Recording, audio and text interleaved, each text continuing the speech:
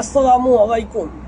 আমি হচ্ছি তরকারির আলুর মতন, যে কোনো তরকারির মধ্যে যে আলু দিয়া ব্যবহার করা যায় আমি হচ্ছি এরকম। এখন আমাকে নিয়ে মানুষ যে কোনো জায়গায় যা কিছু করবে সেটাই ভাইরাল। আমাকে নিয়ে মিথ্যা তথ্য দিল ভাইরাল, সত্য দিল ভাইরাল, মানে সোজা কথা আমাকে নিয়ে একটা ভিডিও তৈরি করবেন সেটাই ভাইরাল। কারণ বাংলাদেশের মানুষ আমাকে দেখলেই ওগুলোর ভিতরে চায়া থাকে।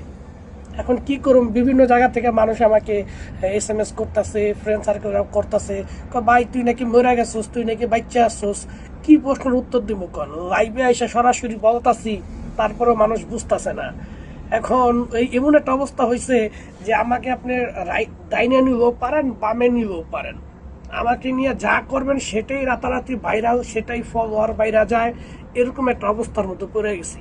অনেকে বলতেছে তোরে নিয়ে তো ভালোই হয়েছে, তোরে নিয়ে অনেক মিথ্যা ভিডিও তৈরি করুম, আমরা রাতারাতি ভাইরাল। আমি কি কর ভাই, তোদের যেটা ইচ্ছা সেটাই কর, এর বাইরে আমি কি করতে পারি?